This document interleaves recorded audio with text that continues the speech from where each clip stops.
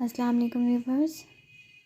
आज का हमारा टॉपिक है characteristics of enzymes from chapter enzyme, chapter number 3, first year biology. Characteristics आज डिस्कस करेंगे कि क्या क्या जो खसूसियात होती हैं एंजाइम्स की या प्रॉपर्टीज़ होती हैं वो क्या क्या होती हैं एंजाइम्स की। फ़र्स्ट ऑफ ऑल जो फर्स्ट प्रॉपर्टी है हमारी वो है protein. Enzymes are protein in nature. Enzyme जो होता है वो प्रोटीन से मिलकर बने होते हैं।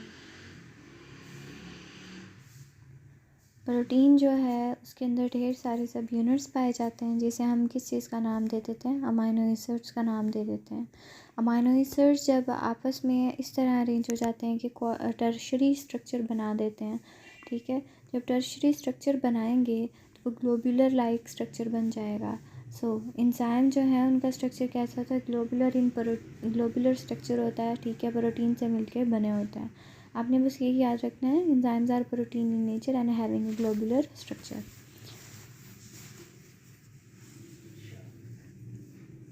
अब सेकंड डिस्कस करें। सेकंड प्रॉपर्टी जो है वो है हमारे पास स्पीड अप। एंजाइम जो है वो केमिकल रिएक्शन को स्पीड अप करते हैं। मोस्टली रिएक्शन जो है वो क्या होते हैं कि बहुत ज़्यादा स्लो परफॉर्म हो रहे होते हैं, तो उनको परफॉर्म तेज़ करने के लिए क्या करते हैं कि एंजाइम्स को एज अ कैटलिस्ट यूज़ किया जाता है। यहाँ पे देखिए ये जो एक हमारे पास रिएक्शन है, अगर ये रिएक्शन 10 आवर्स में हो रहा है, तो जब एंजाइम की प्रेजेंस में ये जो रिएक्शन है वो 10 सेकंड में हो जाएगा। एंजाइम जो होते हैं वो बहुत ज़्यादा सेंसिटिव होते हैं, इसलिए इनको थर्मोलेबाइल भी कहा जाता है कि हीट सेंसिटिव होते हैं, टेम्परेचर सेंसिटिव होते हैं, थर्मोलेबाइल कहते हैं।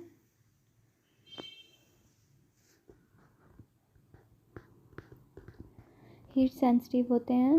जैसे ही टेम्परेचर जो है अपनी लिमिट से ज़्यादा होता है तो एंजाइम जो है इनका स्ट्रक्चर डीनेचुरेशन की तरफ चला जाता है। फॉर एग्जांपल ह्यूमन बॉडी जो है उसका टेम्परेचर 37 सेंटीग्रेड है। जैसे ही टेम्परेचर अबव जाएगा 38, 39 या लो हो जाएगा तो एंजाइम जो है वो अपनी प्रॉपर फंक्शनिंग नहीं कर पाएंगे, जिसकी वजह से क्या होता है कि एंजाइम्स को एक एक्यूरेट जो टेम्परेचर है वो चाहिए होता है। और अगर इसके अलावा तो enzyme also sensitive to pH जो है वो भी एंजाइम्स की एक्यूरेट होनी चाहिए। फॉर एग्जांपल अगर हम बात करें स्टमक के अंदर पेप्सिन एंजाइम्स की, तो पेप्सिन जो है उसकी एसिडिक इन नेचर होता है, ठीक है। पीएच जो है स्टमक के अंदर 2.2 या 3 तक होनी चाहिए मस्ट। अगर इससे ज़्यादा हो जाए तो क्या होता है कि मतलब प्रॉपर अपना फंक्शन जो है वो परफॉर्म नहीं कर पाते। और अगर इसी तरह बात करें, जैसे ही स्टमक के नीचे लार्ज इंटेस्टाइन तक अगर बात करें तो लार्ज इंटेस्टाइन जो है वहाँ पे जो पीएच है वो मोस्टली बेसिक या अल्कलाइन होती है, इसलिए वहाँ पे एंजाइम्स की पीएच सूटेबल होना बहुत ज़्यादा ज़रूरी है। अब हम बात करते हैं स्पेसिफिक इन नेचर। एंजाइम जो है वो स्पेसिफिक इन नेचर होते हैं। जैसे फॉर एग्ज़ाम्पल अगर हम बात करें, ये हमारे पास लिपिड है, प्रोटीन और कार्बोहाइड्रेट्स हैं।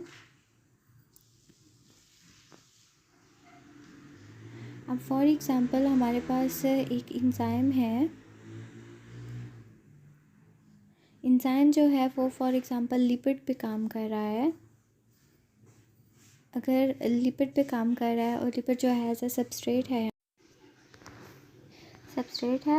और लिपिड के लिए एंजाइम्स जो है वो सिर्फ लिपिड पे जो काम कर रहा है वो लिपिड पे ही काम करेगा। लाइपेज जो है वो क्या करता है, लिपिड की ब्रेक डाउन करता है। अब ऐसा नहीं है कि ये एंजाइम जो लिपिड की ब्रेक डाउन कर रहा है वो प्रोटीन की भी ब्रेक डाउन करेगा या कार्बोहाइड्रेट पे भी काम करेगा, ऐसा हरगिज़ नहीं होगा। जो क्या कहते हैं कि लिपिड पे काम कर रहा है वो लिपिड के लिए स्पेसिफिक है, जो प्रोटीन के लिए काम करेगा वो जस्ट ओनली ऑन प्रोटीन के लिए ही काम करेगा। इस तरह नहीं होगा कि जो लिपिड पे काम कर रहा है वो प्रोटीन पे भी काम करे। अब नेक्स्ट अगर हम डिस्कस करें नंबर 5, ये है हमारे पास एक्वस इन्वायरमेंट। एंजाइम्स जो हैं उन्हें एक्वस इन्वायरमेंट चाहिए होता है, यानी कि सेल के अंदर अगर एंजाइम अपना काम कर रहे हैं, अगर वो वर्क कर रहे हैं, तो उन्हें वाटर जो है वो लाजमी चाहिए होता है। एक्वस इन्वायरमेंट होगा, वाटर की प्रेजेंस में अपना जो वर्क है वो प्रॉपरली परफॉर्म कर पाते हैं। वाटर जो है वो हेल्पफुल होता है एंजाइम की वर्किंग के लिए। अब नेक्स्ट डिस्कस करें तो नंबर 6, यह है हमारे पास cofactor. Enzyme as a cofactor work करते हैं, ठीक है। प्रोटीन पार्ट अटैच नहीं होगा तो एंजाइम अपना प्रॉपर फंक्शन परफॉर्म नहीं कर पाएंगे। नंबर 7 है इन विट्रो और एक्स विट्रो।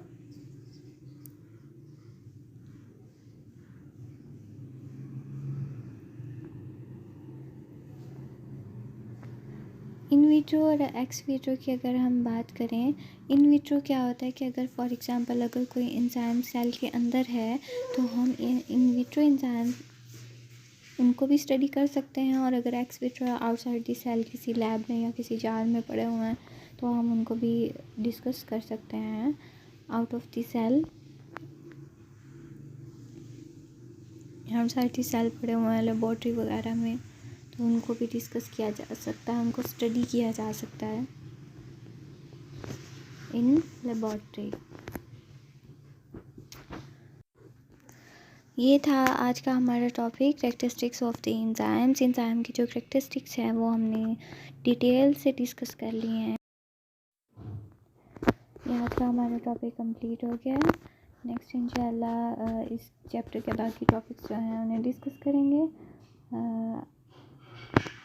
अगर हम देखें कि एक और इसकी प्रॉपर्टी जो है वो मैं आपको बताती चलूँ, वो लिखना भूल गई थी मैं।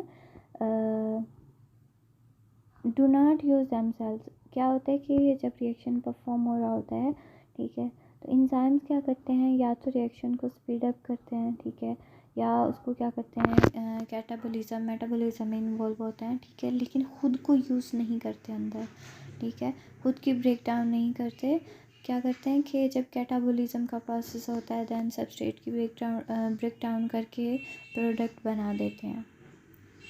क्या करेंगे, प्रोडक्ट बना देंगे, यानी कि they do not use themselves, खुद यूज़ नहीं होते। ये अब हमारा टॉपिक जो है कंप्लीट हो गया है अच्छे से। और अगर आपको हमारी वीडियोस पसंद आए, हमारे चैनल को सब्सक्राइब करें, वीडियोस को लाइक शेयर करें।